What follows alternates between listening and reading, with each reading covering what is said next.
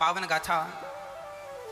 कल हम लोगों ने सुंदरकांड की पावन चर्चा में सुना कि हनुमान जी लंका में प्रवेश कर गए। किसकी खोज में गए हैं? माता सीता। माता सीता कौन? भक्ति महारानी। हनुमान जी को हम ये ना कहें कि वो सीता माता की खोज में गए हैं। अभी हम आध्यात्म विषय में ये समझें कि हनुमान जी भक्ति की खोज में, क्योंकि सीता माता भक्ति स्वरूपा है। सीता माता कौन है? भक्ति स्वरूपा। और हनुमान जी किसकी खोज में गए हैं? भक्ति माता की खोज में गए।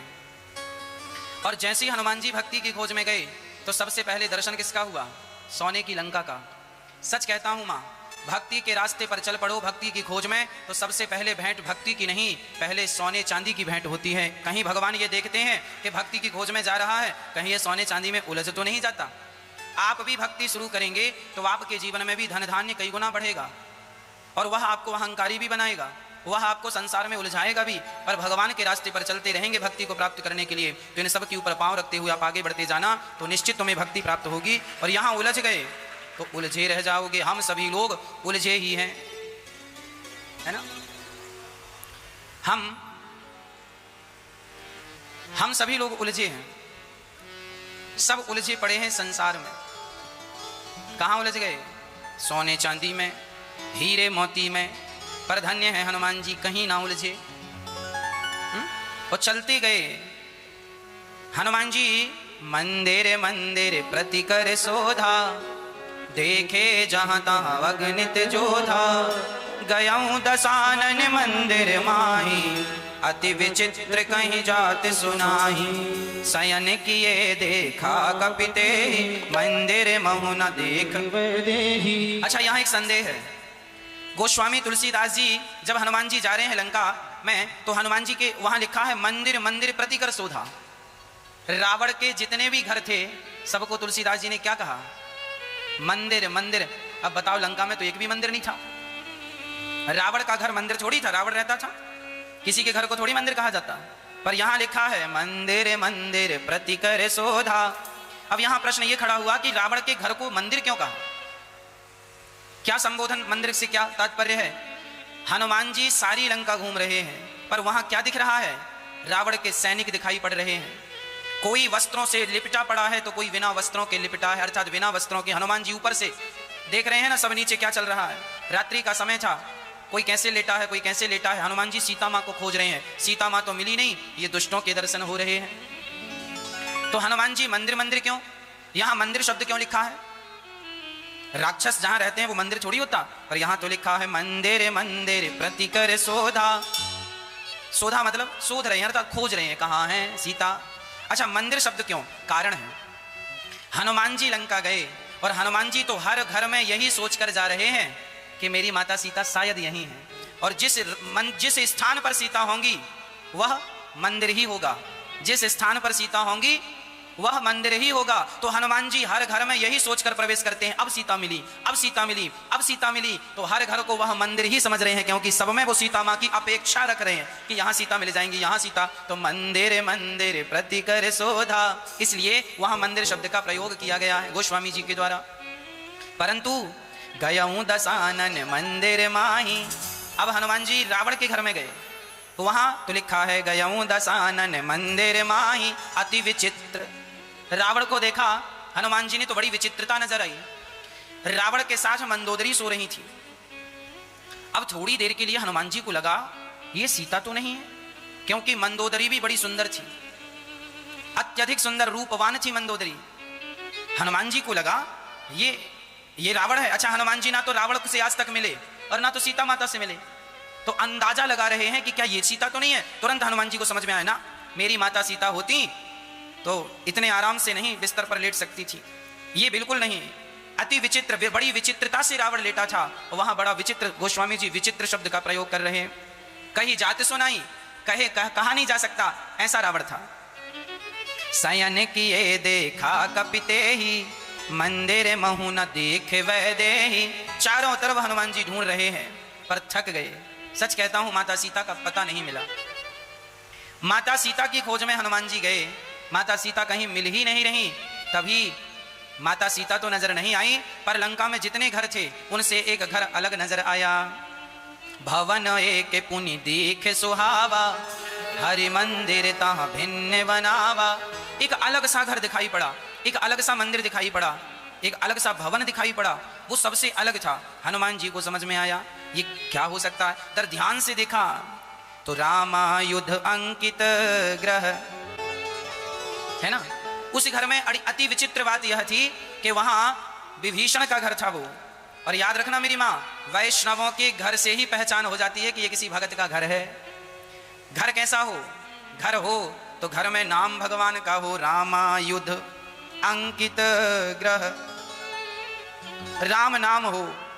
उस घर में आप जब घर बनवाओ तो बढ़िया उसमें जय श्रीमन्नारायण लिखवाओ, श्री सीताराम लिखवाओ, श्री राधेश्याम लिखवाओ। ये ना लिखवाओ तो शंख और चक्र बनवाओ, रामायुध अंकित ग्रह, शोभा वर्णि न जाय, नव तुलसी का वृंद तहाँ देख हरस कपिराय। लंका में आकर के हनुमान जी को प्रसन्नता कहाँ हुई? रावण के सोने के महलों में हनुमान जी को प्रसन्नता नहीं हुई। जब हनुमान जी ने देखा कि यहाँ शंख चक्र का निशान है, धनुष बाण बने हुए हैं और तुलसी का वृक्ष है, तब तो संतों को तुलसी देख की प्रसन्नता हो जाती है। जरूर किसी भगत का घर होगा, यहाँ हम पानी पी सकते हैं, यहाँ हम पानी पी सकते हैं। इसलिए आपके घर में तुलसी का पौधा हो, शंख चक्र के निशान। आज लोग शंख चक्र ना लगवा करके कुत्तों से सावधान लिखवा लेते हैं दरवाजे पर। करोड़ों का घर बनाया और बाहर क्या लिखा है? कुत्तों से सावधान। कौन रहता है इस घर में? कुत्ते रहते हैं, लिखा ही है कुत्तों से सावधान। लिखा ही उन लोगों ने कुत्तों से सावधान। कौन रहता है इस घर में? कुत्ते। सही है। लोगों को बिल्कुल भी समझ नहीं है हम क्या कहें। अरे इतना बढ़िया घर बनाए हो तो घर के बाहर आसपास आंगन में तुलसी हो, घर के बाहर एक छोटे से बर्तन में, चाहे मिट्टी का बर्तन हो या सीमेंट का कोई बर्तन हो या किसी भी प्रकार छोटा सा पात्र हो जिसमें पानी भर देना। यदि आपके घर के आसपास गौ माता आती है, आपके घर के बाहर कुत्ते वगैरह रहते हैं, तो आपको अपने घर के बाहर पानी की व्यवस्था करके रखनी चाहिए ताकि कुत्ता पानी पी सके, चिड़िया पानी पी सके। छत में भी रखो और घर के द्वार के किनारे बाहर की तरफ। यदि गौ माता आती है, सेपरेट सोसाइटी में आप रहते हैं, फ्लोर ऊपर रहते हैं, तो फिर ये कैसे रखेंगे? पर आपका घर जमीन में है, नीचे है, और वहां गौ माता भी आती है और कुत्ते भी रहते हैं, तो बाहर पानी रख देना चाहिए, है ना। 100-200 रुपए का वो सीमेंट का एक बड़ा सा आता है, उसको जमीन पे हल्का सा आधा गाड़ दो और पानी रोज भर दिया करो। कुत्ते पी लेंगे, बिल्ली पी लेगी, पक्षी पी लेंगे, जिसको पता लगेगा वहां पानी की व्यवस्था। नहीं तो ऐसी गर्मियों में ना पानी मिलता नहीं है गौ माताओं को भी, कुत्ते प्यासे मर जाते हैं। इसलिए पानी की व्यवस्था जरूर करनी चाहिए, छत पर भी और घर के बाहर भी, यदि उपयुक्त है आपके लिए तो। नहीं तो भगवान का नाम और तुलसी तो जरूर होनी ही चाहिए। हनुमान जी समझ गए। हनुमान जी कह रहे हैं, लंका निश्चर निकर निवासा, यहाँ कहाँ सज्जन करवासा। ये लंका है, ये निशाचरों की, हनुमान जी सोच रहे हैं निशाचरों की नगरी है। लंका निश्चर निकर निवासा, यहाँ कहाँ सज्जन करवासा। ये निशाचरों की नगरी में भला सज्जन कहाँ से आ गया, ऐसा हनुमान जी को लगा। मन महु तर्क, हनुमान जी तर्क वितर्क करने लगे। हो सकता है ये रावण की माया हो, ऐसा तो नहीं कि रावण कोई षड्यंत्र रच रहा हो हमारे को फंसाने के लिए। मन महु तर्क करें कपिलागा। हनुमान जी सोचा विचारी कर रहे थे, सोचा विचारी कर रहे थे, तभी 4 बज गए। कितने बज गए?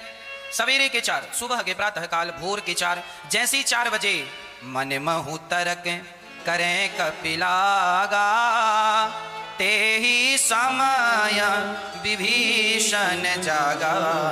उसी क्षण विभीषण जाग गए, और जब जागे तो क्या कहा? राम राम ते ही सुमिरन कीन्हा। विभीषण जी जागे और जागते क्या बोले? राम राम राम राम राम राम राम। आप भी जब जागा करो मेरी माँ, तो जागते ही भगवान का नाम लिया करो। आप लोग जैसी आंख खुलती है तो क्या करते हैं? सबसे पहला काम अभी क्या आता है बताओ? हम जब जागते हैं ना, तो अब हमारा पहले अभ्यास नहीं था, हमारी पहले आदत नहीं थी, पर कहते हैं ना आदत बनाने से बनती है। अब हमारी आदत हो गई है कि जब हम बिस्तर में सोने के लिए जाते हैं तो लेट करके नेत्र बंद करके हम बोलते जाते हैं, श्रीमन्नारायण चरणौ शरणं प्रपद्ये, श्रीमते नारायणाय नमः। श्रीमन्नारायण चरणौ शरणं प्रपद्ये, श्रीमते नारायणाय नमः। है ना। ये बोलते जाओ, श्रीमन्नारायण चरणौ शरणं प्रपद्ये, श्रीमते नारायणाय नमः। श्रीमन्नारायण चरणौ शरणं प्रपद्ये, श्रीमते नारायणाय नमः। इस मंत्र को बोलते हो, इस मंत्र का अर्थ क्या है? श्रीमन्नारायण चरणौ शरणं प्रपद्ये, हे नारायण, हे लक्ष्मी सहित नारायण, हम आपके चरणों की शरण ग्रहण करते हैं। श्रीमन्नारायण चरणौ शरणं प्रपद्ये, श्रीमते नारायणाय नमः। यह हमारी संप्रदाय का द्वय मंत्र है। यह वह मंत्र है जिस मंत्र का जाप, इसी मंत्र का जाप माता लक्ष्मी भी करती हैं। तो आप बिस्तर में लेट जाएं और बोलते रहें, श्रीमन्नारायण चरणौ शरणं प्रपद्ये, श्रीमते नारायणाय नमः।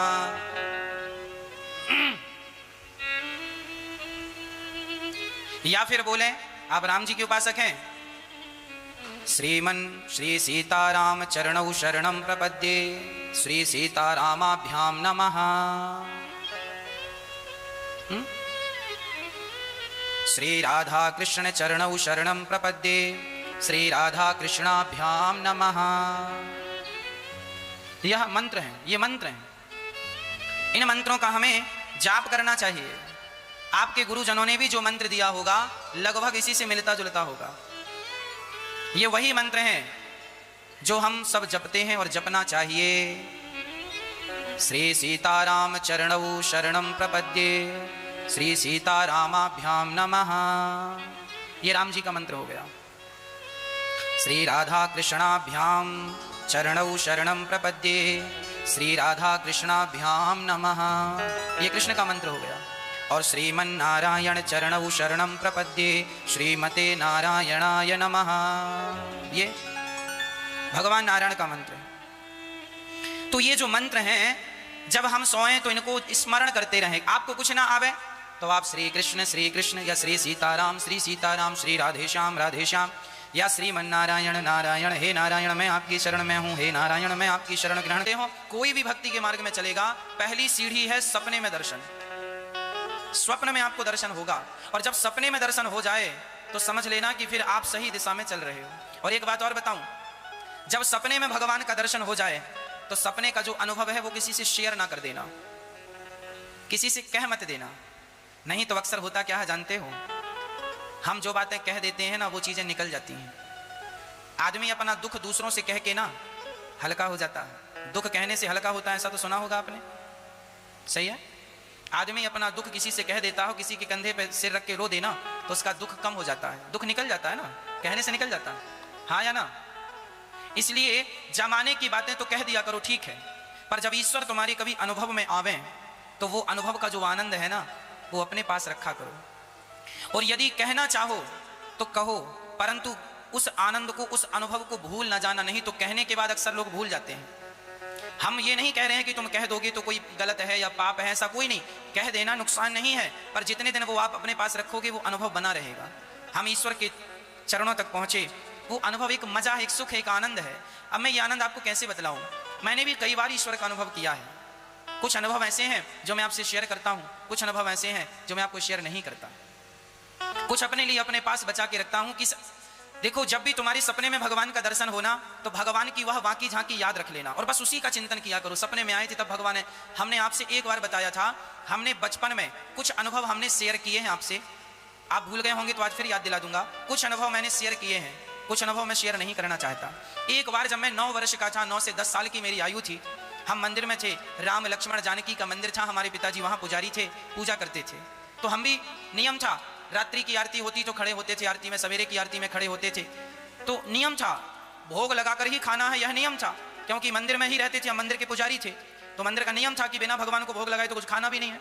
माँ बनाती थी तो जो भी बनाती पहले थाली में रख के देती, जब भोग, यदि घर में पिताजी नहीं होते थे तो माँ बनाती और बना के दे देती। हम लोगों को भूख लग जाती जल्दी थे तो बोलते माँ दो भोजन, तो वो देती, बोलती पहले भोग लगा के आओ। तो मंदिर में जाते, घंटी हिलाते, आचमनी में पानी भर के घुमाते और लेके आते, खाने लग जाते। तो ये दर्शन था तब से। जब मैं 9 वर्ष का, 10 वर्ष का हुआ तो एक बार सपना, मैं मंदिर में ही सोता था, वहां एक छोटा सा कमरा था, वहीं सो जाता था। वहां एक बार मैं सो रहा था और ये रात्रि का सपना नहीं था, ये दिन का सपना था। तो मैं सो रहा था, तभी राम जी सपने में आए। और सपने में मैं रो रहा था। तो राम जी ने, आज भी मुझे वो सपना भी याद है और वो झलक भी राम जी की याद है। तब मैं 9 वर्ष का था, 9 से 10 बस। आज भी मुझे पूरा वो सपना याद है, ज्यों का त्यों। उन्होंने कहा, जब मैं सपने में रो रहा था तो भगवान आए, उन्होंने हाथ पकड़ा मेरा, भगवान राम जी ने, और उन्होंने कहा, तू क्यों रोता है? ऐसा उन्होंने कहा। बस वो इतना कहे कि वो क्यों रोता है, ना मैंने कुछ कहा, इसके बाद ना उन्होंने कुछ कहा। मैंने बस एक बार उन्हें देखा और बस इसके बाद वो सपना खत्म। इतना सा एहसास, इतना सा भाव उस समय जब 9 वर्ष का था, तब का वो सपना था। शायद ईश्वर तब कहने आए थे कि तू क्यों रोता है, मैं हूं ना तेरे साथ। तब से भगवान जी ने हाथ पकड़ रखा है, आज तक छोड़ा नहीं। और प्रार्थना है कि नाथ ये हाथ आप कभी ना छोड़िएगा। मैं सपना जब देखता हूं तो मैं उन्हीं सपनों का अनुभव करता हूं। कई बार मैं कितने सपने आपको बताऊं, जब मेरी इच्छा होती है भगवान से मिलने की, मैं कह देता हूं प्रभु आज सपने में आ जाना, आज आपका दर्शन करना है। उसी दिन भगवान सपने में आके दर्शन दे देते हैं। मैं हर सपना आपसे शेयर नहीं करना चाहता, कुछ अपने लिए बचा के रखना चाहता हूं, जो अपना आनंद देने वाला सपना है, खुशी देने वाला सपना है। मैं किसी के भरोसे नहीं रहता, मैं अपने भगवान के भरोसे रहता हूं। मैं उस आनंद में डूबा रहता हूं जो आनंद मुझे मिलता है सपने में। और सच कहता हूं, सपने का जो मिलन है ना भक्त और भगवान का, यहीं से तुम्हारी शुरुआत होगी और इसी को अनुभव को बढ़ाते जाओगे, इसी मार्ग पर चलते जाओगे तो एक दिन वह सच्ची तुम्हारा हाथ पकड़ने के लिए तुम्हारे सामने आकर खड़े हो जाएंगे। यह भक्ति के रास्ते का पहला पड़ाव होगा। सपने में ईश्वर का दर्शन पहला पड़ाव।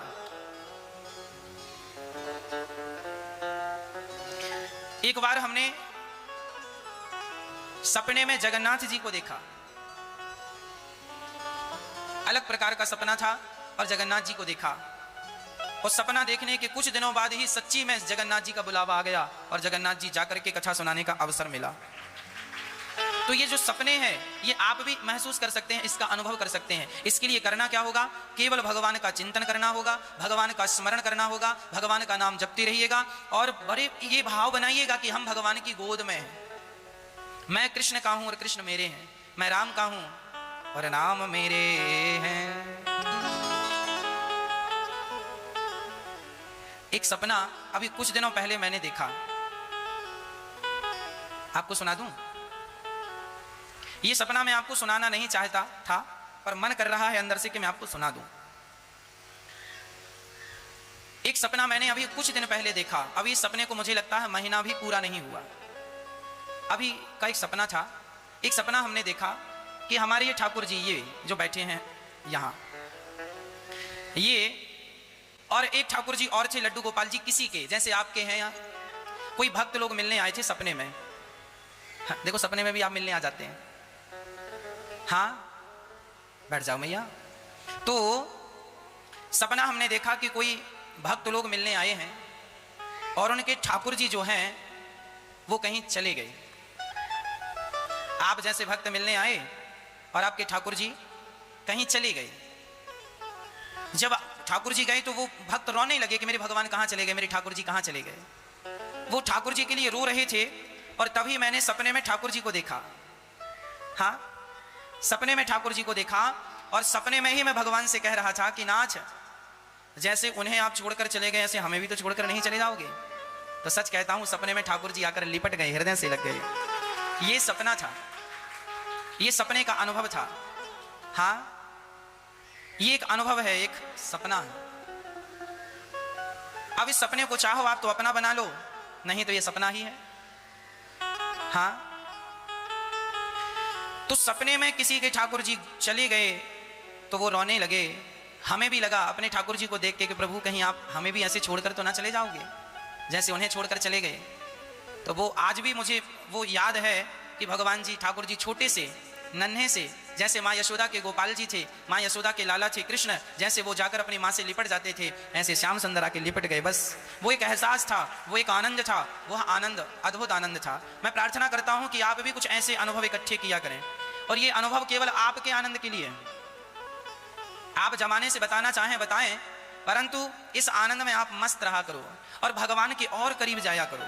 इसी बहाने और निकटता बनाओ और नजदीकियां बनाओ और करीब जाओ। यही है ईश्वर का दर्शन।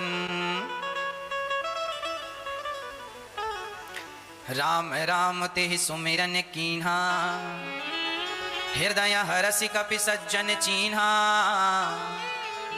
यही सन हठ कर हूँ पहचानी, साधु ते हो ही न कारज हानि। राम राम ते ही सुमिरन कीन्हा। हनुमान जी ने देखा विभीषण जी जागते ही राम राम बोले। क्या बोले? राम। आप अभी भगवान का नाम लेकर सोया करो और जैसे ही आंख खुले सो भगवान का नाम, श्रीमन नारायण चरणौ शरणं प्रपद्ये, श्रीमते नारायणाय नमः, श्रीमन नारायण चरणौ शरणं प्रपद्ये, श्रीमते नारायणाय नमः। ये कहकर जागे और भगवत चिंतन करते हुए जागे। क्या बुराई है इसमें? हनुमान जी समझ गए एहि सने हठी करिहु पहचानी, साधु ते हो ही ना कारज हानि। एहि सन हठी करिहु पहचानी, साधु ते हो ही ना कारज हानि। एहि सन हठी करिहु पहचानी, साधु ते हो ही ना कारज हानि। संत और भगवान के भक्तों से दोस्ती जानकर बनाओ, जल्दी बनाओ। हनुमान जी समझ गए कि राम राम बोल रहा, ये जरूर कोई भगत है और इस आदमी से दोस्ती करना ठीक है। तो हनुमान जी यही सन हठी, हठ पूर्वक दोस्ती की। और क्या कहा हनुमान जी ने? विप्र रूप धरे। हनुमान जी बंदर के रूप में थे अभी, अब हनुमान जी सब जानते हैं रूप बदलना भी। हनुमान जी ब्राह्मण के रूप में आ गए। ब्राह्मण के रूप में क्यों आए? क्योंकि कोई किसी का सम्मान करे ना करे पर ब्राह्मणों का लोग सम्मान करते हैं कि पंडित जी हैं, ठीक हैं, सीधे साधे हैं। तो विप्र रूप धरी बचन सुनाए, सुनत विभीषण उठी ताहा आए। करि प्रणाम पूछी कुशलाई, विप्र कहु निज कथा बुझाए। ब्राह्मण का रूप धर के हनुमान जी ने कहा राम राम। विभीषण जी को लगा कोई राम राम, दौड़ के आए, प्रणाम किया। देखिए घर में कोई भी अतिथि आए क्या शिष्टाचार है। विभीषण जी ने सबसे पहले क्या किया? करी प्रणाम। जब भी तुम्हारे घर कोई अतिथि आवे, ब्राह्मण आवे, संत आवे, बड़े बुजुर्ग आवे, तो सबसे पहले करी प्रणाम। कोई भी आए सबसे पहला काम क्या है? उनको प्रणाम करना। भैया जी राम राम, आपसे बड़े हैं, पांव छू सकते हो तो पांव छूए, आइए स्वागत है। बुआ जी आई हैं, बुआ आओ। हम लोग जब गांव में हमारी बुआ आती थी ना घर में, तो बुआ आके जब आ जाएं तो बुआ के पास ही पास बैठे और जैसे ही आए तो सबसे पहले ये पूछें कि तुम जाओगी कब। वो आके बैठ जाएं और हम लोग ये पूछे तुम जाओगी कब। क्यों पूछते थे? ये पता चल जाए कि कितना ज्यादा रहोगी। ऐसा तो नहीं कि आ जाओ और कल ही तुम भाग जाओ, तो पहले कंफर्म कर ले तुम कब जाओगी। वो बोलती 1 हफ्ता, हाँ तब सांस आती, ठीक हाँ 1 हफ्ता तो बुआ रुकेगी। कंफर्म कर लेते थे कब जाओगी। मौसा जी आए तो पहले यही कब जाओगे। वो बोले आज ही, अरे ना आज ना जाओ, अब आए हो थोड़ा रुको, है ना। मतलब ये इसलिए पूछते थे कि वो ये पता बच्चे हैं ना छोटे छोटे, हम तो पूछ लेते थे कब जाओगे, अर्थात कितने दिन रुक के जाओगे। तब की भाषा ऐसी थी, सीधा सीधा बोलना आता था। बच्चे थे तो कोई भी आए तो सबसे पहले बुआ आए तो पांव पड़ो, बड़े आवे पांव पड़ो, चरणों को छुओ। बड़े अतिथि मित्रगण आए आपके बराबरी के तो उनको हृदय से लगाओ, है ना। आपका दोस्त आया है तो हृदय से लगाकर उसका स्वागत करो। आपके बड़े हैं, गुरुजन है, ब्राह्मण जन है, माता पिता तुल्य है तो पांव छुए, प्रणाम कीजिएगा। और कोई याचक आ जावे, भिखारी याचक, तो याचक से कैसा व्यवहार? आइए आइए बैठिए, आसन दीजिए, प्रणाम, दूर से प्रणाम किए। राम जी प्रणाम, भगवान प्रणाम। अपनी शब्द शैली ठीक कर लीजिए। किसी को भी देखा करिए तो भगवान शब्द से बात किया करिए। भगवान आइए, कोई भी हो, जात का कोई हो, ब्राह्मण क्षत्रिय वैश्य शूद्र फर्क नहीं पड़ता कौन, वो अपने लिए ब्राह्मण क्षत्रिय वैश्य शूद्र है, पर आप उसको भगवान के रूप में देखो, भगवान के रूप में, ना जाने किस रूप में नारायण मिल जाए। इसलिए कोई याचक आए तो उसे भी भगवान भगवान आइए क्या कहेंगे? हाँ भगवान या प्रभु जी, या गुरुजन है तो गुरुदेव। हमें कोई भी मिलते हैं ना हम सबको गुरु ही बोलते हैं। गुरु जी आइए, गुरुदेव राधे राधे, भगवान कैसे हैं, प्रभु जी कैसे हैं। ये 3 ही शब्द हैं हमारे पास, हम कोई ज्यादा तो जानते नहीं है कुछ, है ना। तो भगवान कैसे हैं आप, प्रभु जी आइए। और गुरु जी, हमारे गुरुजन दिखाई पड़ जाएं कि ये हमसे गुरुजन है हमारे, तो बस गुरुजनों से गुरु जी आइए, गुरु जी बैठिए, गुरु जी खाइए, गुरु जी ये, गुरु जी। और कोई ठीक है तो भगवान कैसे हैं, भगवान कहाँ से आए हैं, भगवान ठीक हैं, प्रभु जी सब बढ़िया है, प्रभु जी सब कुशल है, सब आनंद है। ये व्यवहार है। करि प्रणाम पूछी कुशलाई, विप्र कहाऊं निज कथा बुझाई। विभीषण जी ने कहा आइए, प्रणाम आपको, ये बताइए आपकी कुशलता सब ठीक तो है ना, ये बताइए यहाँ आने का कारण क्या है, कौन हो आप। विभीषण जी ने कहा कि तुम हरि। देखिए विभीषण जी कह रहे हैं आप कोई भगवान के भक्त तो नहीं है, या आप हमारे राम जी ही तो नहीं है, इस रूप में आए। देखिए क्या बात है, विभीषण जी ने हनुमान जी को प्रणाम किस रूप में किया, भक्त और भगवान के रूप में। या तो सामने वाले को भक्त समझ के प्रणाम किया करो, या तो सामने वाले को भगवान समझ के प्रणाम किया करो। ना तुम किसी को बुआ समझो, ना किसी को मौसी समझो, ना मौसा समझो, या तो भगवान का भक्त समझो या स्वयं भगवान समझो। ना जाने किस रूप में नारायण मिल जाए, पता नहीं किस रूप में भगवान मिल जाए। तो कौन हो आप, मेरे हृदय में बड़ा प्रेम उमड़ रहा है। तब हनुमंत कही सब राम कथा निज नाम, सुनत जुगल तन पुलक मन मगन सुमिर गुण ग्राम। मैया जी, विभीषण जी ने कहा हनुमान जी आप कौन हैं, पर जानते हैं क्या हुआ, हनुमान जी से पूछा आप कौन हैं, पर हनुमान जी ने यह नहीं बताया कि मैं कौन हूं। हनुमान जी ने अपनी कोई बात ना कही। क्या कहा हनुमान जी ने, तब हनुमंत कही सब राम कथा निज नाम। हनुमान जी से पूछा गया था कि अपने बारे में बताओ, पर हनुमान जी ने अपने बारे में नहीं बताया। किसके बारे में बताया, किसके बारे में बताया, राम जी के बारे में। अब आपसे कोई आपका परिचय पूछे और आप भगवान का परिचय दें, इससे यही तो सिद्ध होता है कि आप भगवान से कितना अधिक प्रेम करते हैं कि आप अपना परिचय भी नहीं बनाते और बताते। अरे मेरा अपना परिचय क्या होगा, मेरे बारे में जानकर क्या करोगे, जानना ही है तो भगवान के बारे में जान लो। मैं नहीं, मेरा कोई परिचय नहीं। और आज लोग ना अधिकांश अपने बारे में ही ज्यादा बताते, भगवान के बारे में बहुत कम, बस अपने बारे में। इसलिए हम अपने बारे में ना बताएं, ज्यादा से ज्यादा हम अपना परिचय ना दें, ज्यादा से ज्यादा भगवान का परिचय दें। एक मैया, मैया ओ मेरी माँ बैठ जाओ। हाँ? अच्छा जा रही हो मैया, ठीक है टाटा, ठीक है ठीक है फिर आना मैया।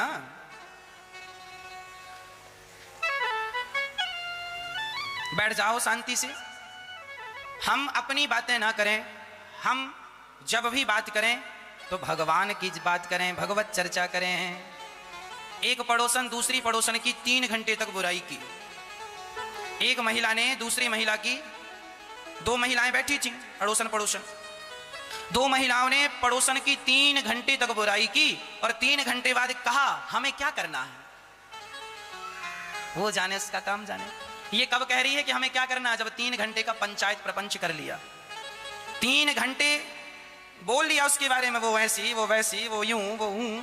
ये 3 घंटे के बाद फिर बोली आखिर हमें क्या करना है, वो कैसी भी हो। जब तुम्हें कुछ करना ही नहीं था तो 3 घंटे काहे खराब कर दिए अपने,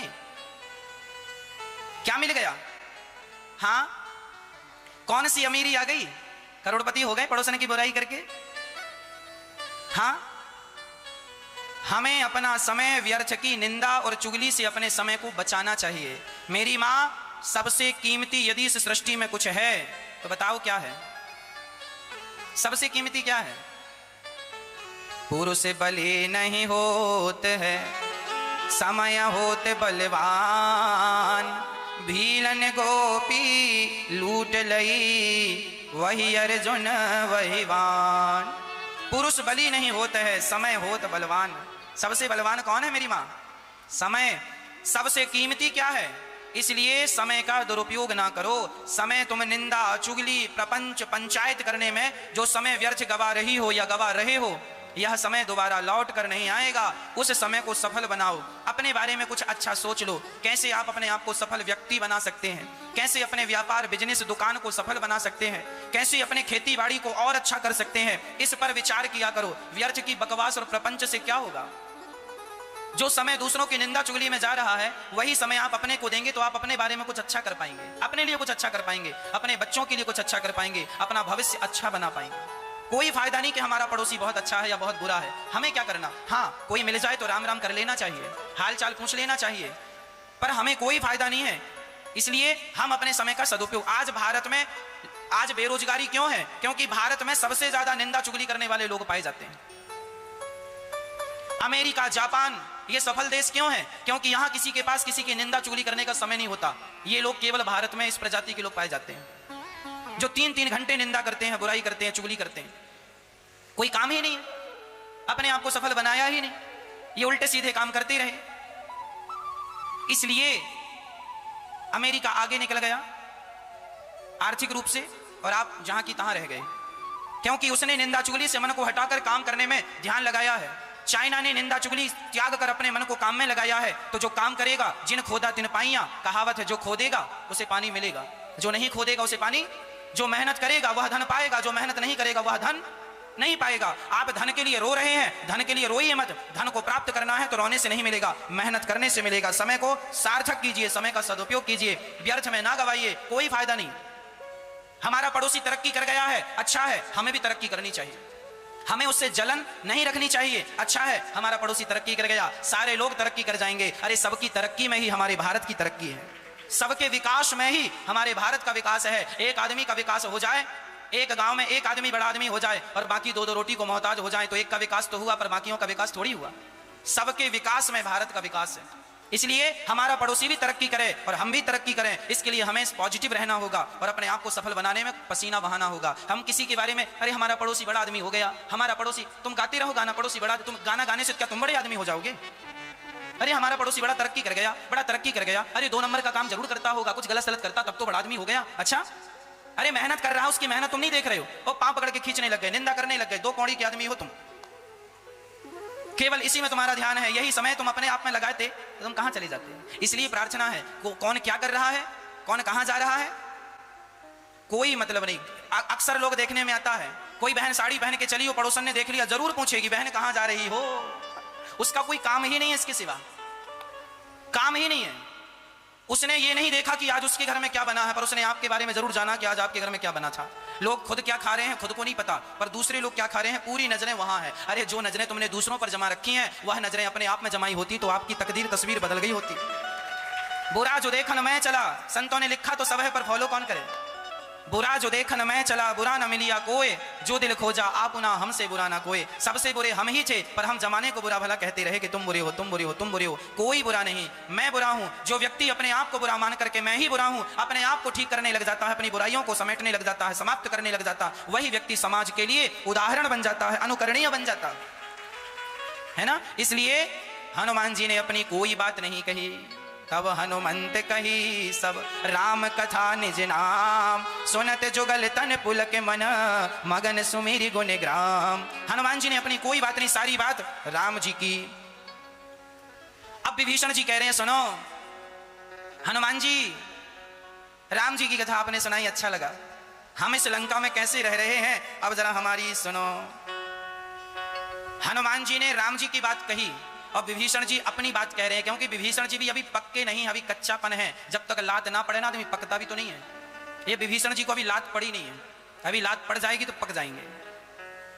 अभी रावण ने मारा नहीं है, अभी देखो कच्चापन इनमें झलक रहा है। कच्चे क्या है, सुनहु पवन सुत, अपनी बात कर रहे हैं, हम कैसे रह रहे हैं लंका में, सुनो हमारी सुनो। हनुमान जी ने राम जी की कथा सुनाई तो विभीषण जी को भी राम की कथा सुन के मस्त हो जाना चाहिए था, अपना अपना सब भूल जाना। नहीं नहीं, सुनहु पवन सुत रहनी हमारी, जिमि दसननि महु जीव बिचारी। कुछ लोग ना अपनी तारीफ अपने मुंह से खुद कर लेते हैं, हम बड़े ये हैं, बड़े वो हैं। और विभीषण जी ये तो कह नहीं सकते कि हम बड़े हैं, तो बेचारे कह रहे हम बड़े बेचारे हैं।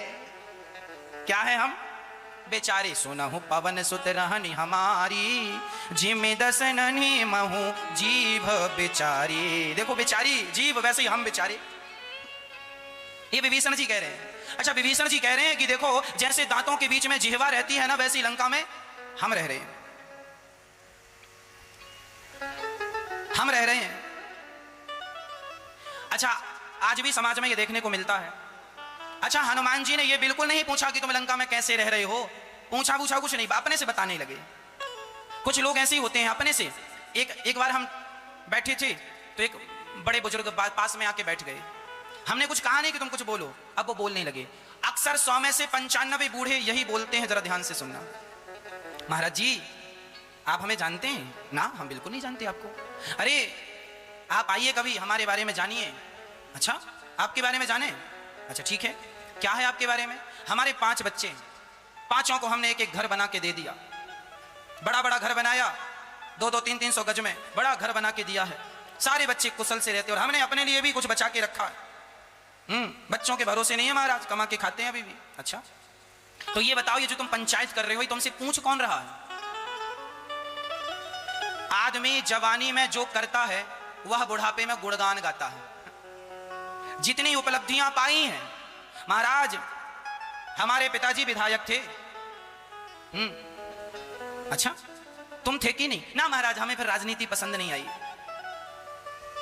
तो पिताजी थे, अभी हैं क्या? ना अभी नहीं है। तो जब है नहीं तो तुम बता क्यों रहे हो? पूछ कौन रहा है? कुछ लोग जबरदस्ती सुनाते हैं अपनी बात। सुन लो हमारी, उनको लगता हम सुनाएंगे तो हमारी रिस्पेक्ट होगी, हमारी इज्जत बढ़ेगी। ये व्यर्थ की बातें ना किया करो। अरे भगवान की चर्चा सुनाओ, भगवान की चर्चा सुनो, इसमें फायदा है। भगवान के बारे में कहो, अपने बारे में क्या कहना। तुम्हारी अपनी जो बातें हैं वह व्यथा होती हैं, और भगवान के बारे में जो होता है वो कथा होती है। अपनी व्यथा आप क्या सुनाना? अपनी व्यथा भगवान को सुनाया करो।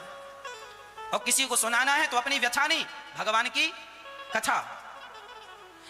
एक सज्जन बोले महाराज जी हमने इतना बड़ा घर बनाया है। अच्छा बूढ़े बूढ़े लोग बुढ़ापे में वो केवल यही गिनाते हैं, हमारी इतनी बेटियां हैं, इतने बेटे हैं, हमने ये दिया ये दिया ये दिया ये दिया, बस ये है ये है ये। हमने 4 बेटियों का विवाह किया, इतना पैसा कमाते थे महाराज, कभी मोह नहीं रखा, सारा बच्चों को दे दिया। अच्छा तो बड़ा तीर मार लिया, बच्चों को दे दिया। ना देते तो बच्चे छीन लेते, देना तो पड़ता ही है। ये बताओ तुमने दान पुण्य कितना किया, धर्म कर्म कितना किया, वो नहीं गिनाते। बेटों को इतना दे दिया, ये गिनाते हैं। तो बेटों को दिया है तो वो थोड़ी गिनती में आएगा। तुम करोड़ों दे दो बेटों को, कोई गिनती में थोड़ी आना है। तुमने 1 रुपए भी यदि दान किया होगा वह ईश्वर की गिनती में आता है। करोड़ों बच्चों को दे दिया वह गिनती में नहीं आता। तुमने परोपकार कितना किया ये बताओ, तुमने बेटों को कितना दिया ये बताने से कोई फायदा नहीं। इसलिए बुढ़ापे में हाथ जोड़ के कहता हूं, कुछ ना बताया करो किसी को, केवल भगवान का चिंतन किया करो। क्या होगा? आप हमें बता भी देंगे कि हमारे इतने बेटा बेटी, हम सुन के क्या करेंगे? और हम आपको बताएं कि हमारे इतना बेटा बेटी है तो आप भी सुन के क्या करेंगे? क्या होगा? आदमी घर के बाहर निकलता निकलता सब भूल जाता है और कहने वाले को लगता है हमने कह के बहुत अच्छा कर दिया। कोई तुमने अच्छा नहीं किया।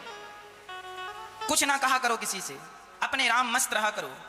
अपने बारे में क्या कहना है तो भगवान के बारे में कहो। जिंदगी जियो, भगवान के लिए जियो। दाल रोटी विधाता ने दी है, हंस के खाओ, प्रेम पूर्वक रहो। पर विभीषण जी कह रहे हैं, सुनहु पवन सुत रहनी हमारी। जैसे दांतों के बीच में जिह्वा है वैसे हम हैं। अच्छा दांतों के बीच में जिह्वा कितनी है? 1। और दांत कितने हैं? 32 गुंडों के बीच में एक सज्जन रहती है। ये दांत भी बड़े दुष्ट हैं। ये दांत जो है ना बार बार जिह्वा को काट लेते हैं। कई बार रोटी खाने समय कुछ खाना दांत जीभ को काट लेते हैं। और फिर बेचारे अब अंदर हैं, मार भी तो नहीं सकते। ऐसा अच्छा तूने जीभ को काटा, अब लाओ जरा हथौड़ा तुझे निकालेंगे। अब कोई अपने दांत भी तो नहीं तोड़ता। ये दुष्ट हो गए हैं, दांत बार बार जिह्वा को काट लेते हैं। और जिह्वा को काटने के बाद जिह्वा से एक बार नहीं पूछते कि बहन तुम कैसी हो। और ये बेचारी जिह्वा जो है ना बड़ी सज्जन क्वालिटी की है, कोटि की है। ये जिह्वा बड़ी सज्जन है। मसूड़ों में जरा दर्द हो जाए तो बार बार जा जाके पूछती है, कहो दांत भाई साहब कैसे हो। दांत एक बार नहीं पूछते जिह्वा से तुम कैसी हो। और जरा दांतों में दर्द हो जाए तो जीभ बार बार वहीं जाती है। हाँ या ना? जहां दर्द होगा मुंह में जीभ वहीं जाएगी, बार बार छुएगी उसको और छू छू के पूछेगी कैसे हो, कुछ आराम लगा, ठीक हो। दांतों ने एक बार नहीं पूछा जीभ को काट करके कि तुम कैसी हो। और ये कह रही है कि आप कैसे हो। यही सज्जनता का प्रतीक है। सच कह रहे हैं विभीषण जी। लंका में जितने लोग हैं वो दांतों की तरह दुष्ट लोग हैं, और लंका में जिह्वा विभीषण जी हैं जो दांतों के बीच में अर्थात दुष्टों के बीच में विभीषण जी स्थापित हैं। एक मैया बोली, महाराज मेरी सास, मेरा पति, मेरे घर वाले मुझे पूजा नहीं करने देते, ना ठाकुर जी को रखने देते हैं, ना आरती उतारने देते हैं, ना कीर्तन करने देते। अब बताओ मैं कैसे पूजा करूं भगवान की। अब हम बता रहे हैं कैसे पूजा करना। विभीषण जी लंका में रह के सोचो कैसे पूजा करते रहे होंगे। विभीषण जी की कुटिया पर राम नाम लिखा था, पर कैसे? दरवाजे के इस तरफ रा और दरवाजे के इस तरफ माँ। रावण आता, क्यों रे विभीषण ये राम लिखा है, मेरे दुश्मन का नाम। रावण को घुमा देता था विभीषण, ना ये राम नहीं लिखा। रा मतलब रावण, माँ मतलब मंदोदरी, मैं तो आपका पुजारी हूं। ऐसे छिप छिप के पूजा करते थे विभीषण जी। राम का नाम भी ऐसे लेते थे कि किसी के कानों में नहीं तो चुगली करने वाले शिकायत कर देते थे कि विभीषण बड़ा राम भक्त बन रहा है, तो रावण बहुत मारता था, बहुत परेशान करता था। अब सोचो कि विभीषण की जैसी स्थिति रही होगी वैसे आपकी तो ऐसी नहीं है। सास भले पूजा ना करने दे, ससुरपति भले पूजा ना करने दे, अरे आप भगवान को स्नान ध्यान करा के पूजा ना कर सकें तो कोई बात नहीं, मन को तो भगवान के चरणों में लगाकर, भगवान के चरणों में मन लग गया, यही सबसे बड़ी पूजा है। मन कहीं भी आप हैं और वह मन भगवान के श्री चरणों में लग जाए, मेरा मन भगवान के चरणों में है। हनुमान जी, अच्छा अब हनुमान जी कह रहे हैं अच्छा आप जीव हो तो फिर सुनो, जब आदमी का जन्म होता है ना तो बताओ दांत होते हैं कि जीभ होती है? जब आप पैदा हुए थे तब जिह्वा तो थी, पर दांत, ये दांत जो है ना बाद में आते हैं, बाद में आते हैं। और जब आदमी मरने लगता है उस समय बताओ क्या होता है क्या नहीं होता? दांत नहीं होते और जिह्वा तब भी होती है। मतलब जन्म हुआ था तब भी जिह्वा थी, मरते समय तक जिह्वा साथ नहीं छोड़ती, जबकि दांत जन्म लेने के बाद आए और मरने के पहले ही चले गए। हनुमान जी कह रहे हैं जैसे जिह्वा नित्य है पर दांत नित्य नहीं है, उसी प्रकार हनुमान जी कह रहे हैं विभीषण जी ये रावण और रावण की सेना यह नित्य नहीं है, पर मैं विश्वास से कहता हूं, आप जोर से बोलो, विभीषण जी को तलाश किसकी थी और हनुमान जी को तलाश किसकी है? विभीषण जी राम जी की तलाश में है और हनुमान जी सीता की तलाश में है। हनुमान जी को सीता तब मिली जब विभीषण मिले और विभीषण को राम तब मिले जब हनुमान जी मिले। मतलब बिना संत के दर्शन के भगवंत का दर्शन हो नहीं सकता, संत का दर्शन पहले होगा, बाद में भगवंत मिलेंगे, इसलिए गुरु पहले भगवान बाद में। हनुमान जी को सीता नहीं मिली तब तक जब तक विभीषण जी पूरी कोशिश करके देख ली, हनुमान जी ने मंदिर मंदिर प्रतिकर शोधा, देखे जहां तहां अग्नित जोधा, सब कुछ देखा पर राम जी सीता जी को नहीं देखा, और विभीषण जी ने सब कुछ देखा पर राम को नहीं देखा। कब देखा? जब एक दूसरे को देखा, विभीषण ने राम को, विभीषण जी ने हनुमान जी को, हनुमान जी ने, ये दोनों संत हैं, ये दोनों। जब तक संत का दर्शन नहीं होता तब तक भगवंत का दर्शन संभव नहीं है। ना तो भगवान मिलेंगे ना तो भक्ति मिलेगी। विभीषण जी को भगवान मिलने का रास्ता खुल गया और हनुमान जी को भक्ति मिलने का रास्ता खुल गया। दोनों के रास्ते तब साफ हुए जब दोनों मिले, अर्थात मिलन हुआ संतों का। हनुमान जी अब कह रहे हैं सुनहु विभीषण प्रभु के रीति, करहि सदा सेवक पर प्रीति। ये चौपाई याद कर लो, भूल ना जाना, मैं इसको रुक के कहूंगा। ये हनुमान जी कह रहे हैं कि विभीषण राम जी उन्हीं को मिलते हैं जो सेवा करता है। सुनहु विभीषण प्रभु के रीति, करहि सदा सेवक पर प्रीति। राम जी किनको मिलते हैं? सेवक को मिलते हैं। जो सेवा करता होगा उसे भगवान मिल जाएंगे। आप किसी की सेवा करो, माँ की सेवा करो, बाप की सेवा करो, जरूरतमंदों की, गरीबों की, दीन दुखियों की सेवा करो, किसी भी प्रकार से किसी की सेवा करो। तुम सेवा करते हो और तुम राम नाम नहीं जपते हो, केवल सेवा करते हो, तो सेवा के बल पर ही तुम्हें भगवान की प्राप्ति हो जाएगी। सेवा ही भक्ति है। इसलिए ये दास अनिरुद्ध जानता है कि भगवान कैसे मिलेंगे। मैं माँओं की सेवा करता हूँ। यहाँ गौरी गोपाल वृद्धाश्रम में माताएं रहती हैं ना, लगभग 180 माताएं जिनके बच्चों ने घर से निकाल दिया है, प्रताड़ित किया है, कष्ट दिया है, वह माताएं यहाँ बड़ी आनंद पूर्वक रहती हैं और उन सभी माँओं की सेवा ये दास अनिरुद्ध करता है। मैं जानता हूँ कि मैं अपने साथ कुछ लेकर नहीं जाऊंगा। भगवान को तपस्या करके भी प्रसन्न इस कलयुग में नहीं किया जा सकता, पर सेवा करके भगवान को प्रसन्न किया जा सकता। ईश्वर को प्रसन्न करना है तो सेवा कीजिए। इसलिए हर बेटा अपनी माँ की सेवा करे, हर बेटा अपने पिता की सेवा करे। तुम सेवा करो अपनी मां की, बस इसी से भगवान रीझ जाएंगे। कुंडलीक नाम के भक्त महाराष्ट्र में, जहां आज पंढरपुर, जहां विट्ठल नाथ जी विराजमान है, एक्चुअली वहां पर जहां विट्ठल नाथ जी का मंदिर है वहां किसी भक्त का घर हुआ करता था। उस भक्त का नाम था कुंडलीक। वह कुंडलीक अपने मां की इतनी सेवा करता था। अच्छा, पहले ये सेवा नहीं करता था, पहले अपनी पत्नी के कहने से चलता था। इसका विवाह हुआ तो इसकी पत्नी में यह आसक्त हो गया। एक ही बेटा था अपने माता पिता का, माँ बाप भी बड़ा प्यार करते थे। बुढ़ापा जब आया तो माँ बाप ने बेटे का विवाह कर दिया। एक लड़की आई घर में और वो अपने तरीके से रहने लग गई। अब कुंडलीक उसके साथ रहता, माँ बाप की तरफ ध्यान ना देता। माँ बाप भूखे रहने लग गए, भोजन ना मिलता भरपेट। तब माँ बाप को लगा कि अब मेरा बेटा विवाह करके बदल गया है, अब लगता है इसे अब माँ बाप की जरूरत नहीं है। एक बात बताएं, आजकल बच्चे भी बड़े स्वार्थी होते हैं। सारे नहीं, क्षमा करना, मैं हर बच्चे के लिए नहीं कह रहा हूँ, जो इस प्रकार के हैं उन्हें कह रहा हूँ।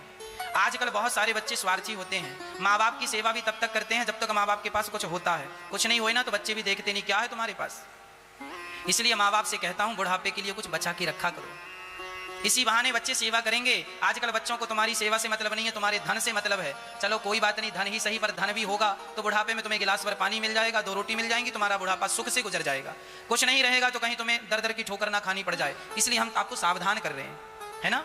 कोई बुराई नहीं है अपने पास 2 पैसा रख के चलने, पर बच्चे देखो शादी नहीं होती ना तब तक माँ अच्छी लगती है, माँ के हाथ की रोटियां अच्छी लगती हैं, पर बहुत सारे बच्चों का विवाह होने के बाद ना उनके तौर तरीके सब बदल जाते हैं। माँ बाप के प्रति उनकी श्रद्धाएं कम हो जाती हैं, पत्नी की तरफ खिंचाव ज्यादा, उनको लगने लगता है अरे अब हमें कुछ करना चाहिए, यही हमारा परिवार है, अब माँ बाप तो मरने वाले हैं, इनके लिए क्या करना, हमारी जो आने वाली जनरेशन है, बच्चे हैं, उनके लिए कुछ कर लें, कुछ कर लें। अरे भाई उनके लिए भी करना चाहिए, पत्नी और बच्चों के लिए भी करना चाहिए, पर माँ बाप ने तुम्हें इस योग्य बनाया है कि तुम पाँव पे खड़े होकर चल सकते हो, कुछ कमा सकते हो, पढ़ाया लिखाया है, तो क्या माँ बाप का ऋण नहीं चुकाओगे? क्या अपने कर्तव्यों से यूं ही भाग जाओगे? इसका अर्थ तो यही हुआ, एक कहावत होती है, जिस पत्ते पर खाया, जिस पत्तल पर खाया उसी में छेद कर दिया, ये कहावत है।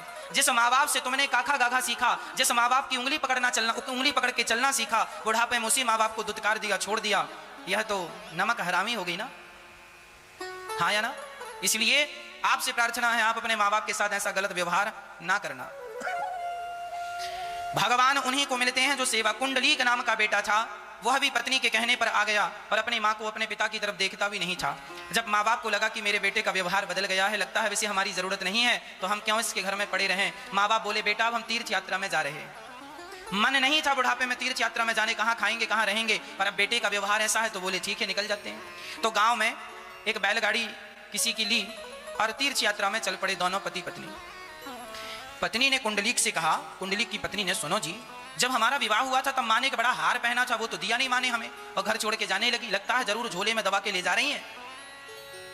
तो बहू ने कान भर दिए, अच्छा तुम कह रही हो तो हम झोला चेक करके आते हैं। अरे कैसे चेक करोगे, जहां सो जाएगी माँ चेक कर लेंगे। हाँ, पत्नी ने गुप्तचर लगा दिया, अपने पति को लगा दिया सीसीटीवी कैमरा।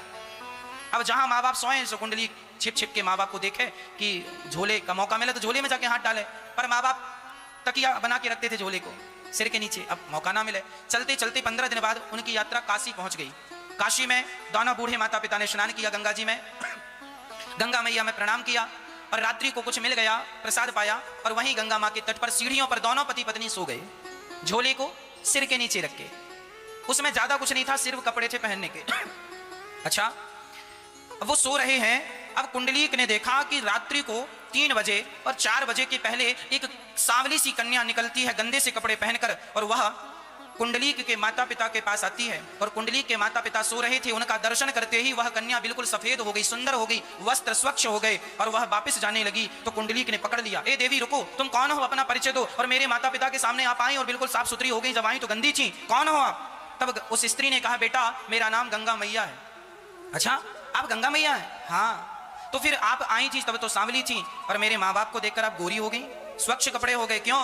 बेटा जब से तू गंगा के किनारे आया है ना तब से मैं गंदी हो गई थी। तूने कल स्नान किया है ना मुझ में, कल तू गंगा में नहाया है ना और 2 दिन से नहा रहा है? हाँ। बोले तेरे स्नान करने से मैं गंदी हो गई हूँ, क्योंकि तुम जैसे अभागे बेटे जो अपनी माँ की सेवा तो करते नहीं है और माँ पे संदेह और करते हो, तुम जैसे बेटे जब गंगा में पांव रखते हैं ना तो तुम जैसे पापियों के स्पर्श से मैं अशुद्ध हो जाती हूँ और तुम्हारे माता पिता बिल्कुल निर्मल है। ऐसे निर्मल भक्तों का दर्शन करके मैं पवित्र हो जाया करती हूँ, इसलिए तुम जैसों का दर्शन हुआ और तुम जैसों का स्पर्श हुआ, इसलिए मैं गंदी हो गई, पाप ज्यादा हो गया और तुम्हारे माँ बाप को देखने से मेरे पाप धुल गए। गंगा के भी पाप धुलते हैं भक्तों का दर्शन करने से।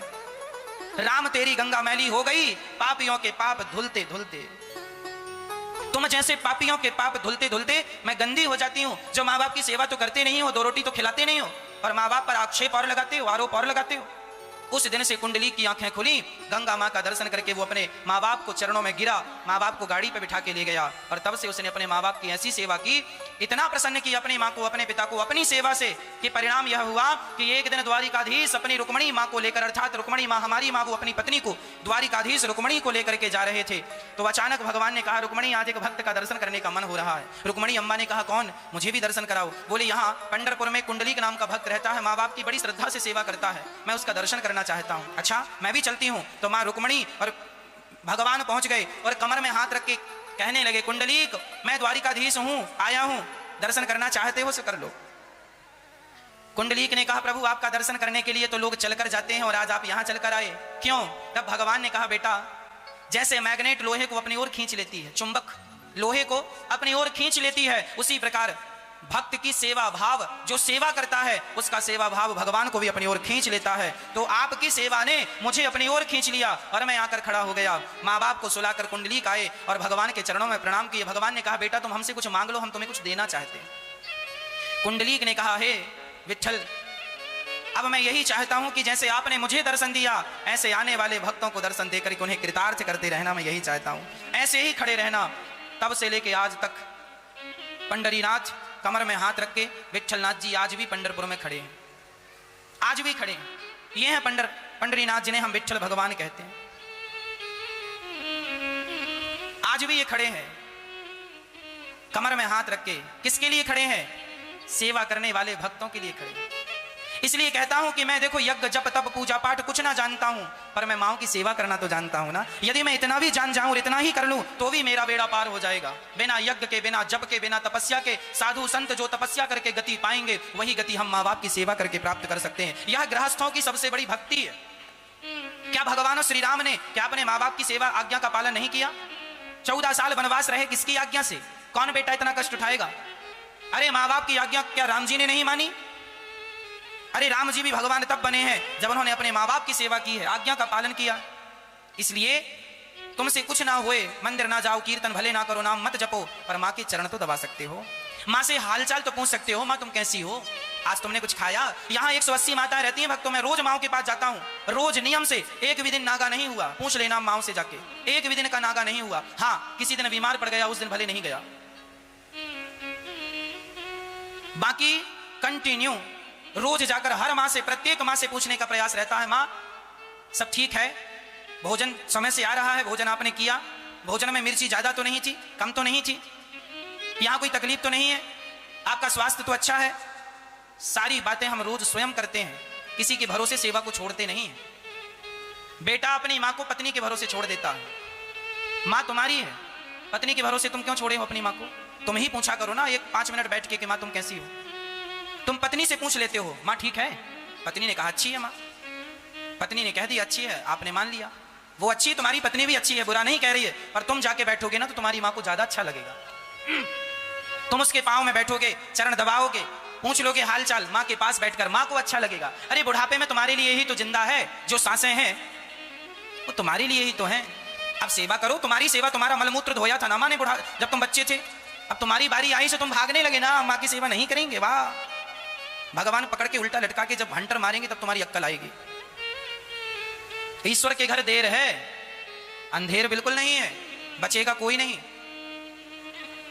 माँ ने तुम्हारा मलमूत्र धोया है, तुम्हारी सेवा की है, तुमसे प्यार किया है माँ ने, और तुम सेवा में भाग रहे हो। माँ की देख रेख खुद करना चाहिए। एक बेटे ने कहा, महाराज जी मैंने माँ की सेवा के लिए नौकर चाकर लगा दिए। हमने कहा अच्छा, तो पत्नी से प्यार करने के लिए भी 2-4 नौकर लगा दिए, वही करते रहेंगे प्यार? तू बड़ा व्यस्त रहने लग गया है, पत्नी से प्यार भी वही किया करेंगे। पत्नी से प्यार खुद करेगा और माँ की सेवा नौकरों से कराएगा। अच्छा है, नौकर चाकर रखो माँ की सेवा में, पर हाल चाल तुम खुद जाके पूछो, सेवा कैसी चल रही है, आज माँ ने खाया कि नहीं? अरे माँ भगवान है भाई, भगवान है, ईश्वर ही इस धरती में अवतार। लोग कहते हैं भगवान कहाँ है, तुम्हें तुम्हारी आंखों में मोतियाबिंद है तो हम क्या बताएं? तुम्हारी माँ चलती फिरती भगवान है, तुम इस बात को नहीं जानते तो हम क्या करें? अब हमारे बगल में राष्ट्रपति जी आके बैठ जाएं और सामान्य कपड़ों में टॉवेल लपेट लें और ऊपर से गमछा डाल लें और सिंपल स्वरूप में आके बैठ जाएं, और हम आपसे कहें ये राष्ट्रपति जी। अरे महाराज जी राष्ट्रपति जी ऐसे छोड़िए, अरे भाई यही है, रूप बदला है। मोदी जी की दाढ़ी मूछ है, मोदी जी दाढ़ी मूछ कटवा के आ जाए, सेविंग करवा के बगल में बैठ जाएं, वो कहें हम कि ये मोदी जी हैं, तो आप मानेंगे नहीं ये मोदी जी हैं? हमने तो दाढ़ी मूछ में देखा है, अब बिना दाढ़ी मूछ के देखते हैं तो पहचान नहीं पा रहे। जैसे रूप बदल के एक आदमी आपके पास आकर बैठ जाए ना, तो थोड़ी देर के लिए आप ही नहीं पहचानोगे। उसी तरह जो तुम्हारी माँ है वह परमात्मा का दूसरा स्वरूप ही है, पहचान लो, पहचान लो, वह माँ भगवान ही, ईश्वर का ही ये दूसरा रूप है, ईश्वर का ही दूसरा रूप है। अभी मैं आपके सामने चंदन वंदन लगा के बैठा हूं, बाल खोल के, मैं बाल बांध करके चंदन पहुंच करके आपके पास आऊं तो 2 मिनट के लिए आप ही मुझे नहीं पहचानेंगे। मैं टोपी लगा के आ जाऊं आपके सामने, चश्मा लगा के आ जाऊं, आप नहीं पहचानेंगे मुझे, हाँ या ना? हाँ या ना? नहीं पहचानेंगे। आप मास्क लगा के आते हैं, नहीं पहचाना जाता कि कौन है, जब मास्क उतारते अच्छा आप हैं, मतलब आप ही हैं, परंतु आपने अपना गेटअप बदल लिया, रूप बदल दिया तो पहचान नहीं हो रही है ना। हाँ या ना? उसी तरह ईश्वर का जो स्वरूप है वही स्वरूप हल्का सा ईश्वर ने चेंज किया, माँ बनकर आए, वही है। अब तुम कहते हो भगवान कहाँ है? तुम्हारी माँ तो भगवान है। अब तुम ना मानो तो हम क्या करें? तुम्हें नहीं दिखे तो हम क्या करें? माँ खाती है ना, तो ये ना सोचा करो कि माँ खाती है, अरे वो माँ नहीं खाती, माँ के रूप में भगवान खा रहे हैं। माँ हंसती है तो माँ नहीं हंसती, माँ के रूप में भगवान हंसते हैं। माँ खाएगी तो भगवान के पेट में जाएगा, माँ हंसेगी तो वो भगवान की हंसी होगी, इसलिए माँ ईश्वर से कम नहीं। पर अब ये बात किसे समझाएं, कैसे समझाएं, यही तो कठिन है। इसलिए इतना समझ लो, ये लिखा है, सुनो विभीषण प्रभु के रीति करहि सदा सेवक पर प्रीति। भगवान सदा उनको अपनाते हैं जो सेवा से जुड़े हैं। इसलिए आपसे कहा करता हूं कि गौरी गोपाल वृद्धाश्रम में 180 माताएं रहती हैं, आप अभी किसी एक माँ की सेवा कर लीजिए, क्योंकि जो सेवा आप करेंगे यह सेवा से ही भगवान प्रसन्न होंगे, बिना सेवा के भगवान प्रसन्न नहीं होते। इन माओं का जब दुख तकलीफ आप दूर करते हैं तो आपको ईश्वर आपकी दुख तकलीफ दूर करते हैं। इसलिए इन माओं की सेवा हमारी पहली जिम्मेदारी है। इसलिए माँ की सेवा हम सब करें। इसलिए ये दास अनिरुद्ध यहां सेवा करता है। 100 लगभग 3000 संत लोग यहां रोज भोजन करते हैं। अन्य क्षेत्र चलता है, लोगों को पेट भर भोजन मिलता है। ये क्या है? ये क्या है? ये भी एक सेवा है। हम क्या करते हैं सवेरे से शाम तक? सेवा। क्यों करते हैं? क्योंकि हमें पता है परहित वश जिनके मन माही, जिनके हृदय में परोपकाराय सताम विभूतया, जो परोपकार करते हैं उनके लिए भगवान को पाना भी दुर्लभ नहीं है, वो सहजता से भगवान को पा सकते हैं। कौन? जो परोपकार करते हैं, जो दूसरों को प्रसन्न रखते हैं। इसलिए किसी माँ की सेवा कर लेना और किसी भूखे को रोटी दे। इसलिए ये दास अनिरुद्ध सवेरे रोज 3000 साधुओं को भोजन बांटता है। आप लोग जो सहयोग करते हैं उसके बल पर यहां 3000 लोगों को भरपेट भोजन दिया जाता है। हाँ, इसलिए आप भी एक दिन का लंगर, एक दिन का अन्य क्षेत्र अपनी ओर से चलवा सकते हैं। एक दिन का अन्य क्षेत्र आप भी बंटवाएं यदि ईश्वर ने सामर्थ्यता दी है। 3000 लोगों की भूख मिटा सकते हैं, सो आप एक दिन अपना सहयोग करके भूख जरूर मिटाएं, किसी के काम जरूर आए। यही हम सबका परम कर्तव्य है, परम धर्म है। माँ की सेवा जरूर करें, यही हमारा धर्म है। ये सेवाएं आप सभी लोग अपने मोबाइल पर YouTube पर अनिरुद्धाचार्य जी डालें और YouTube पर ये सेवाएं देख सकते हैं रोज। कथा में आपको क्या अच्छा लगता है, क्या बुरा लगता है, मैं हमेशा आपसे कहा करता हूं जरूर अपनी कमेंट बॉक्स में डाला करें, ताकि हम देख सकें कि आपको क्या अच्छा लगा, क्या बुरा लगा, हमने कौन सी बात बुरी कही, हमें जरूर बताइएगा। आप हमारे दर्पण हैं। YouTube पर आप अनिरुद्धाचार्य जी डालिए, ऐसे चैनल खुल के आएगा, उसे सब्सक्राइब कर लीजिएगा ताकि आप भी हमारे परिवार के अभिन्न अंग बन सकें, परिवार से जुड़ सकें। ईश्वर ने सामर्थ्यता दी है तो जरूर हमें अन्य क्षेत्र से जुड़ना चाहिए, माँ की सेवा से जुड़ना चाहिए। आज हम एक माँ से आपको मिलवाएंगे, एक माँ का आपको दर्शन कराएंगे। एक वही माँ जिस माँ को आपके सहारे की जरूरत है। इसलिए कहा करता हूं कि जरूर इन माँओं की सेवा में अपने हाथ बढ़ाइएगा, किसी की भूख मिटाइएगा। इससे बड़ा कोई धर्म नहीं है और इसी से भगवान मिलते हैं। हनुमान जी कह रहे हैं, कहाँ हूँ कवन में परम कुलीना, कपि चंचल सबहि विधिहीना।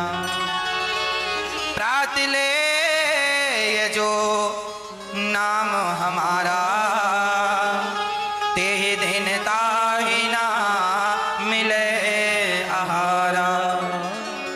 असमय अधम सखा सुनु, मोहु पर रघुवीर। कीन्हि कृपा सुमरी गुण, भरे बिलोचन नीर।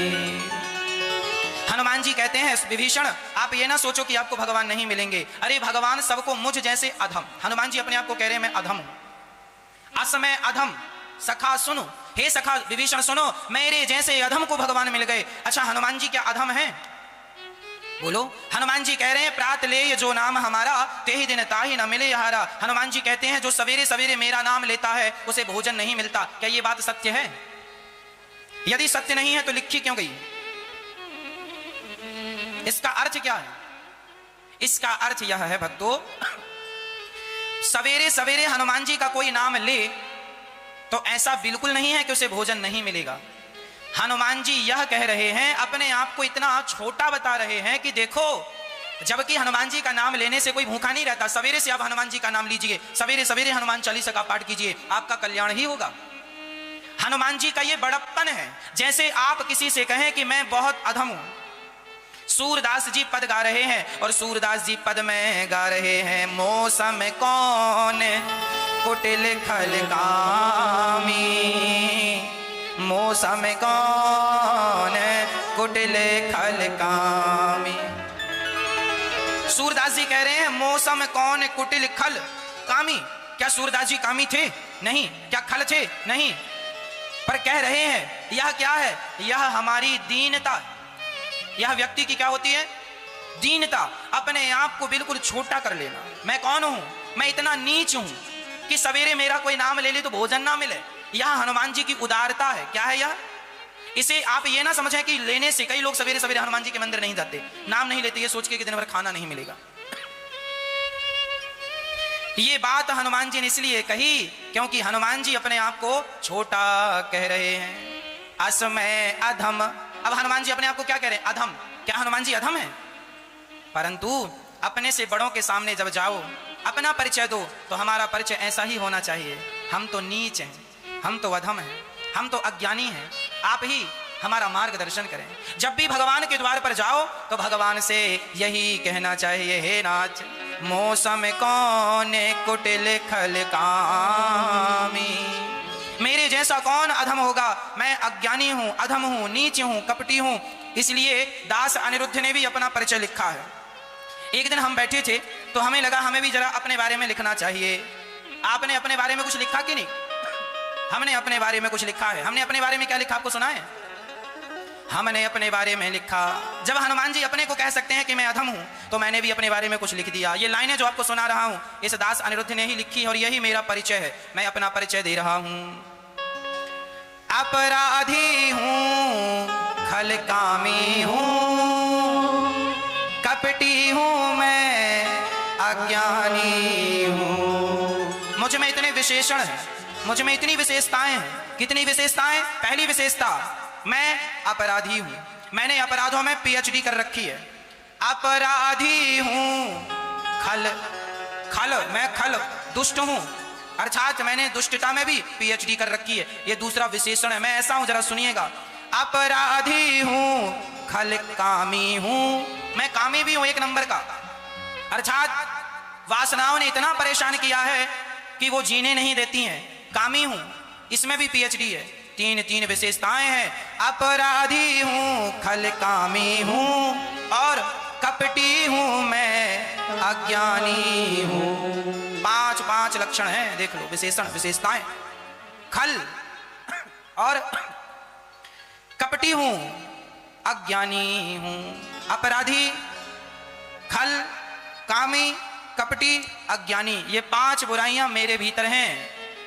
तो मैं जब भी भगवान के सामने जाता हूं मैं पहले अपना परिचय रख देता हूं कि प्रभु मैं ऐसा हूं, अब आप स्वीकार कर लो, नहीं तो बाद में ये ना कहना हमें बताई नहीं। मैं देखो ऐसा हूं, जैसा हूं आपका हूं बस। अब इससे अच्छा मैं नहीं हो सकता क्योंकि मैं सांसारिक तुच्छ प्राणी हूं। मैंने बहुत कोशिश की कि मैं काम को जीत लूं, क्रोध को कंट्रोल कर लूं। ना तो काम वासना ही कंट्रोल में आ रही है, ना क्रोध ही कंट्रोल में आ रहा है, ना लोभ ही कंट्रोल में आ रहा है, ना अहंकार ही कंट्रोल में आ रहा। इसलिए नाथ मैं इन्हें ठीक करना नहीं चाहता। मैं जैसा हूं आपके पास आ जाता हूं, आप ही मुझे ठीक कर दीजिएगा। क्योंकि अब आप करेंगे तो जैसे गाय का बछड़ा बिल्कुल गंदा होता है पर गाय स्वयं उसे चाट चाट करके निर्मल करती है, वो अपने से निर्मल नहीं हो सकता, उसमें काबिलियत ही नहीं है। उसी प्रकार मैं बछड़ा हूं जो इस विषय वासनाओं से भीगा हूं। यदि मेरी माता अर्थात गौ माता अर्थात मेरे भगवान मुझे निर्मल करना चाहें तो मैं निर्मल हो सकता हूं, नहीं तो मैं निर्मल नहीं हो सकता। मेरा परिचय है ये लाइनें हमने स्वयं ने लिखी हैं। ये दास अनिरुद्ध ने आपको बताने के लिए, कभी आप पूछते हैं ना महाराज जी आप कौन हैं, कैसे हैं, क्या, तो ये मेरा परिचय है ना। अपराधी हूं, खल कामी हूं, कपटी हूं, मैं अज्ञानी हूं। परंतु में हमने ये भी कहा है नाथ जैसा हूं मुझे छोड़ के मत जाओ,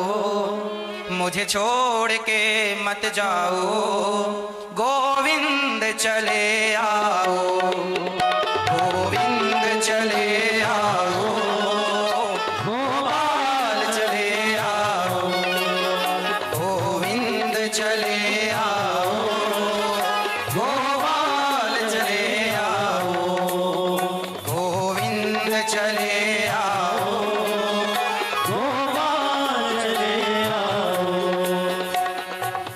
यह मेरा अपना परिचय है। हनुमान जी भी देखो ऐसा ही कुछ परिचय दे रहे हैं। हनुमान जी कह रहे हैं असमय अधम, अधम है नहीं पर बड़प्पन है। आप अपने आप को जितना छोटा कहेंगे आप उतने बड़े कहलाएंगे। असमय अधम सखा सुनो मोह पर रघुवीर, कीन्ही कृपा सुमरी गुण भरे बिलोचननी। हनुमान जी कह रहे हैं मुझ जैसे अधम बंदर पर राम जी ने कृपा की। ये कहते कहते हनुमान जी रोने लगे। राम जी इतने दयालु हैं कि इंसानों पर क्या, हनुमान जी कह रहे हैं विभीषण आप तो मनुष्य हो और जात के ब्राह्मण हो, हम तो जात के बंदर थे, पर फिर भी राम ने हम पर कृपा की, तो आप पर क्यों नहीं करेंगे। राम जी बड़े दयालु हैं। हे राम तुम बड़े दयालु हो, बड़े दयालु हैं। अब हनुमान जी ने विभीषण जी से पूछा मां कहां है। पूरी जुगत विभीषण सकल सुनाई, पूरी बात सुनाई। और जाकर हनुमान जी देखे तो वहां अशोक वाटिका में एक वृक्ष था अशोक का, वहां पर हनुमान जी पेड़ पर चढ़ गए और माता सीता को देख रहे हैं। माता सीता क्या कर रही हैं, निज पद नयन दिए मन राम पद कमल लीन, परम दुखी भा पवन सुत देख जानकी दीन। माता सीता की हालत देख करके हनुमान जी दुखी हो गए।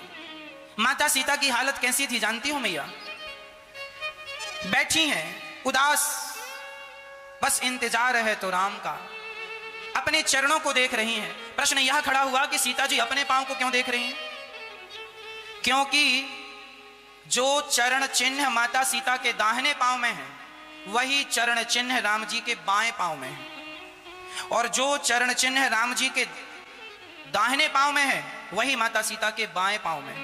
तो सीता मां अपने चरणों को देख रही हैं और अपने चरणों को देख करके राम के चरणों का स्मरण कर रही हैं। इसलिए निज पद नयन दिए मन, मन कहां लगा है, स्वयं के चरणों को देखने में। स्वयं के क्यों, क्योंकि स्वयं के चरणों जैसे राम के भी चरण, तो इन चरणों से उन चरणों का संबंध है, इसलिए उन चरणों का दर्शन माता सीता कर रही हैं।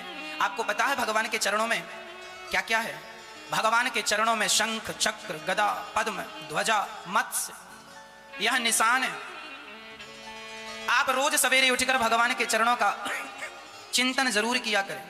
भगवान के चरणों में सुंदर से चक्र का निशान, जैसे चक्र ने सारे दुष्टों का दमन किया उसी प्रकार हमारे देखिए ये चरण चिन्ह, ये भगवान के, यह एक भक्त की कल्पना है। भगवान के चरणों में देखो अंगूठे के नीचे चक्र और शंख बने हुए हैं। जो शंख भगवान के इस पांव में है वही निशान माता जानकी के इस पांव में, और चक्र इस पांव में राम जी के है तो यह सीता मां के उल्टे पांव में है।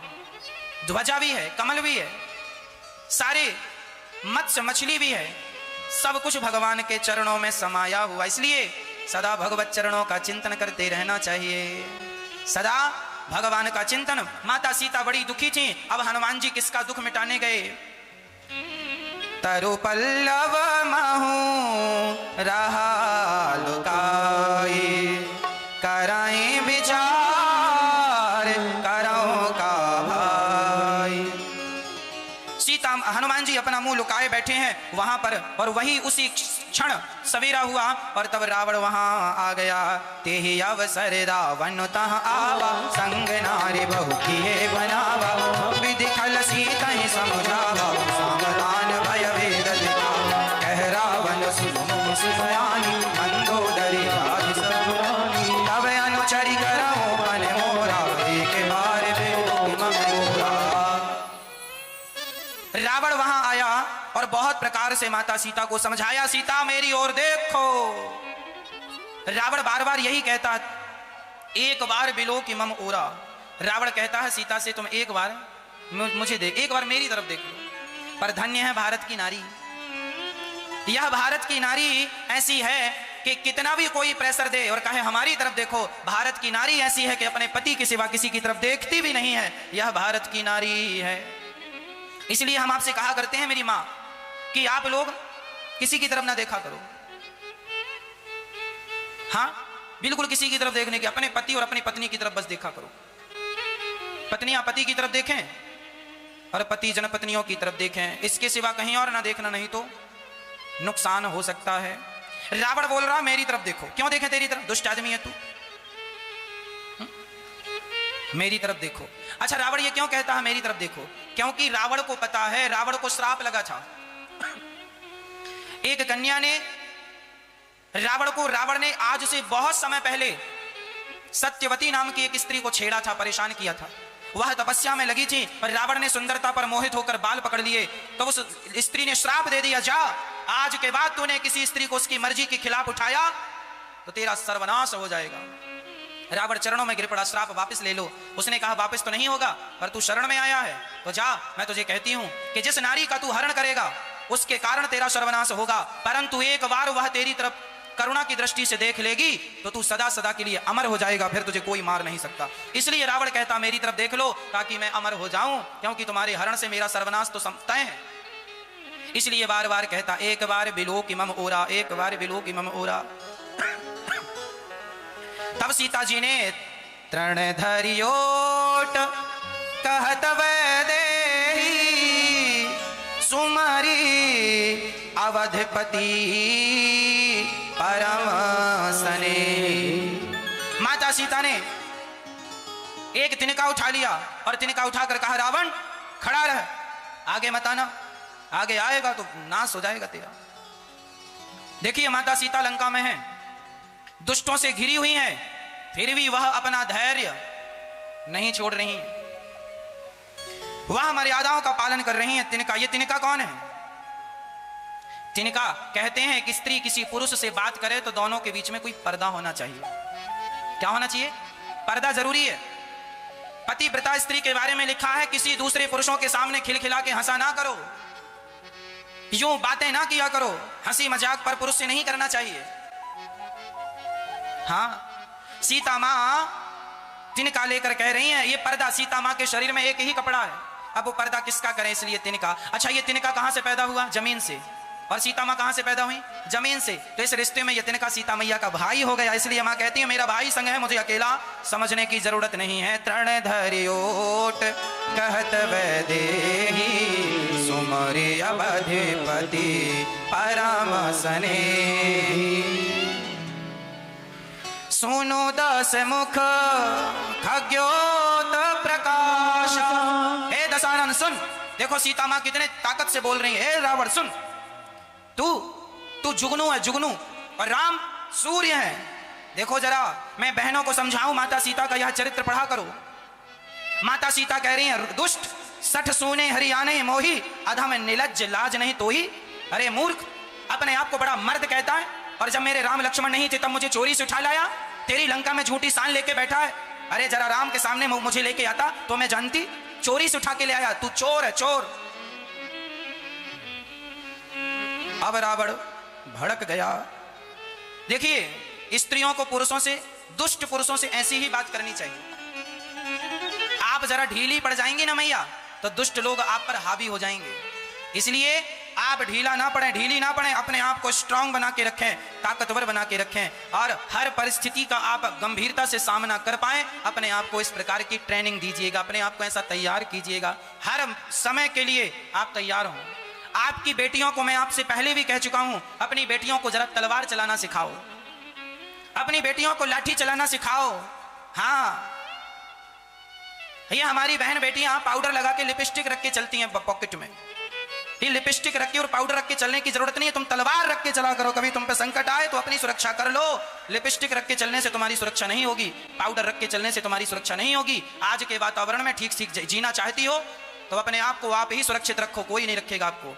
ना तुम जमाने के भरोसे ना रहना, ना सही वक्त पे पुलिस आएगी, ना सही वक्त में तुम्हारा बाप आएगा, ना सही वक्त में तुम्हारा भाई आएगा। तुम्हारा विवेक, तुम्हारा टैलेंट तुम्हारे वक्त काम आएगा। इसलिए अपने आप को अभी से ताकतवर बना के रखने में कोई बुराई नहीं है। हर लड़की को अपने आप को मजबूत बना के चलना चाहिए। हर लड़की तलवार चलाना जाने झांसी की रानी की तरह, और हर लड़की अपनी सुरक्षा करना जाने। तुम सुरक्षित तब होगी जब आप स्वयं अपनी सुरक्षा का संकल्प लेंगे। हमें सुरक्षित रहना है। आज के युग में जमाना तो आपको छेड़ने ही बैठा है। अब आप अपने आप को कहां कहां से बचा सकती हैं सो बचाते चलो। जमाना तो आपको परेशान करने ही बैठा है।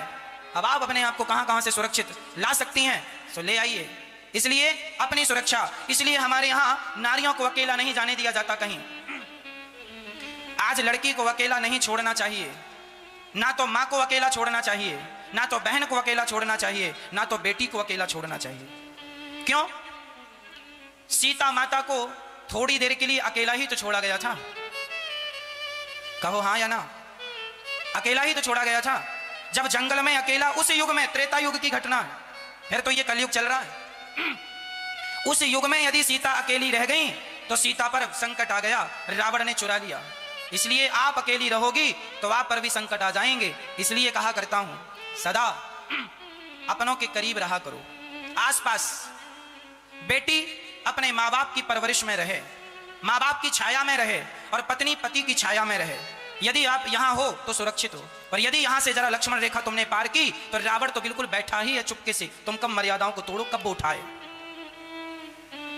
इसलिए तुम्हारे पिता कहते हैं बेटी समय से आया करो, समय से जाया करो। अरे पापा क्या पुराने ख्यालों की बात करते हो। हाँ, अभी 21वीं सदी है, बेटियों को आजादी है। आजादी तो सीता माता को भी नहीं थी, यदि मिली तो परिणाम सबके सामने था, जबकि वो त्रेता युग था, ये तो कलयुग चल रहा। इसलिए पर्दे में रहने में बुराई नहीं है। समय से जाना और समय से आना, व्यवस्थित जाना व्यवस्थित आना, सुरक्षित जाना सुरक्षित आना, इसमें बुराई क्या है? बुराई है? बाकी हमारा काम है आपको समझाना। शास्त्र दर्पण होते हैं, शास्त्र बताते हैं देखो उन्होंने गलती की तो उनके साथ क्या हुआ। तुम गलती कर रही हो या कर रहे हो तो तुम अपने लिए भी तैयारी कर लो। तब भी रावण थे, रावण मरे थोड़ी हैं आज। तब तो एक ही रावण था, अब तो हर गली में रावण।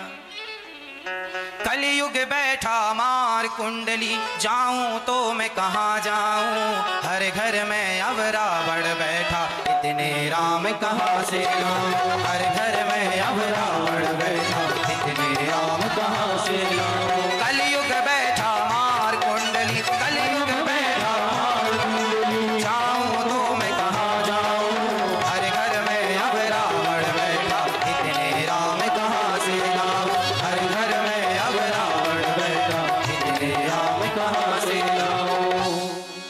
कलयुग बैठा मार कुंडली, जाऊं तो मैं कहां जाऊं। हर घर में अब रावण बैठा, इतने राम कहां से लाऊं।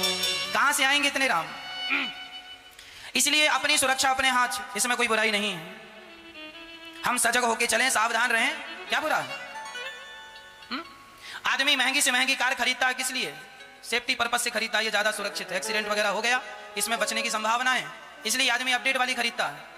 तो मतलब सुरक्षित, हम अपने आप को सुरक्षित रखें, इसमें बुराई क्या है? बहन बेटियां अपने आप को सुरक्षित रखें और तैयारी करके रखें हर संकट के लिए, तो क्या बुराई है इसमें? जब प्यास लगेगी तभी कुआं खोदोगे क्या? पहले से खोद के चलो कुआं। कब प्यास लगाए, कब जरूरत पड़ जाए पानी की, उपलब्ध होना चाहिए। इसलिए बेटियों को झांसी की रानी बनाना, एकदम अपनी सुरक्षा कर सकें। और तुम्हारी तरफ कोई आंख उठा के देखा करे ना, कुछ बोला करे, जरूर 2-4 थप्पड़ गाल में जमा दिया करो, आगे पीछे फिर देख लेंगे क्या होता है। हमारी बहन बेटियां चुप रह जाती हैं, कोई लड़के ने कोई व्यक्ति ने कुछ कह दिया देख करके, तो वो कुछ बोलती नहीं है।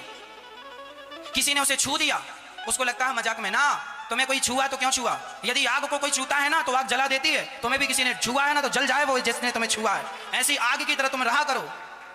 हाँ, और तुम बर्फ बन जाओगी ना, सब उठाएंगे तुम्हें, सब उठाएंगे, सब छुएंगे। बर्फ को सब लेना चाहते हैं, आग को कोई नहीं पकड़ना चाहता। आज की बेटियां बर्फ हो गई हैं, बर्फ बनोगी तो कोई भी अपने हाथ में उठाएगा, और आग बनोगी तो कोई छूने से डरेगा, छुएगा तो जल जाएगा। बेटियां छोटी छोटी तुम्हारी बेटी है ना, उसको ही तुम आग की तरह बनाओ, नहीं तो परिणाम आप सब जान रहे हैं। अब हनुमान जी, रावण कह रहा है 1 महीने का समय दे रहा हूं, तुमने मेरी बात नहीं मानी तो ठीक नहीं होगा। अब रावण कहकर चला गया। सीता ने भी बहुत कुछ कहा, रावण ने भी बहुत कुछ कहा। अब सीता मां रोने लगी जोर जोर से, हे विधाता, लगता है आप प्रतिकूल हो गए हैं। ये रावण कह कह के चला गया, 1 महीने में तुम नहीं मानी तो हम मार डालेंगे, ये कह के रावण। हनुमान जी सब सुन रहे हैं। अच्छा एक बात ध्यान से सुनना, रावण आके सीता मां को धमका रहा है, धमकी दे रहा है, सीता मां का दिल दुखा रहा है, दिल तो दुखा रहा है। पर एक बात बताएं, सीता माता के ऊपर कौन बैठा है? अभी कौन बैठा है? कौन बैठा है? हनुमान जी ऊपर बैठे ना वृक्ष पर। और हनुमान जी कौन है? राम जी के दूत, अर्थात राम जी के द्वारा भेजी हुई कृपा। कौन है? हनुमान जी। हनुमान जी नहीं है, राम के द्वारा भेजी हुई कृपा है। सीता माता के ऊपर कौन बैठी है? राम जी की कृपा। और सामने कौन खड़ा है? संकट। रावण कौन है? संकट। याद रखना, जब आपके पास, आपके सामने संकट होता है और आप यदि भगवान की शरण में हैं तो ये जरूर समझ लेना चाहिए कि यदि सामने संकट है तो ऊपर भगवान की कृपा भी है। पर विडंबना यह है कि कृपा ऊपर होने के कारण दिखती नहीं है, संकट सामने होने के कारण दिखता है। जो सामने होता है वो तो दिखता है, पर जो ऊपर होता है वो दिखता। जीवन में जब आपके संकट आ जाए तो समझ लेना कि ईश्वर की कृपा भी ऊपर है, यदि विश्वास तुमने रखा है तो। हमें संकट तो दिखते हैं, हमारे जीवन में संकट आ गए, पर हमें ईश्वर की कृपा नहीं दिखती, क्योंकि सदा ईश्वर की कृपा ऊपर होती है और हमारे सिर के ऊपर जो भी होता है वो हमें दिखता। ईश्वर इसीलिए नहीं दिखते क्योंकि उनकी कृपा हमेशा ऊपर से आती है, और संकट इसलिए दिखता है क्योंकि संकट हमेशा सामने से आता है। तो उस हाल में भगवान को ना भूलें। यदि संकट आया है तो संग में भगवत कृपा जरूर आएगी। हनुमान जी बैठे हैं, सीता माता रो रही है और त्रिजटा कह रही है सपने। त्रिजटा विभीषण की बेटी थी। त्रिजटा, त्रिजटा, त्रिजटा नाम राक्षसी एका। त्रिजटा में 3 गुण थे, इसलिए इसका नाम त्रि पड़ा, त्रिजटा। 3 गुण थे इसमें। कौन कौन से? रामचरण। त्रिजटा का पहला गुण, ये राम से प्रेम करती थी, राम चरणों से भक्त थी। निपुण, अपने कार्य को करने में कुशल थी, और विवेकी महिला थी। विवेका, रामचरण रति निपुण विवेका लिखा है। 3 गुणों के कारण इसे त्रिजटा कहते हैं। ये विभीषण की बेटी है। जैसा बाप वैसी माँ बाप से ही गुण बच्चों में आते हैं। त्रिजटा कह रही है, सपने में एक बंदर आया और उसने सारी लंका को जलाया। अब सीता माँ को अच्छा लग रहा है कि कोई तो आया। अरे सपने में ही सही राम को हमारी याद तो आई। ये सपना सुनाया त्रिजटा ने कि सपने में एक बंदर आया, लंका को जलाया, तहस नहस किया और चला गया। ये सपना सुना करके त्रिजटा कहती है कि मेरा सपना 2-4 दिन में ही सत्य हो जाएगा। अच्छा, हनुमान जी ऊपर से सुन रहे थे कि ऐसा तो हमारा कोई प्रोग्राम था नहीं कि हमें लंका भी जलाना। तब हनुमान जी को लगा, अच्छा सपने में आके भगवान जी कह रहे हैं कि अब गए हो तो लगे हाथ फूंक के आना। तो अब हनुमान जी को लगा चलो ये राम जी का आदेश है, अब आए हैं तो फूंक के ही चले।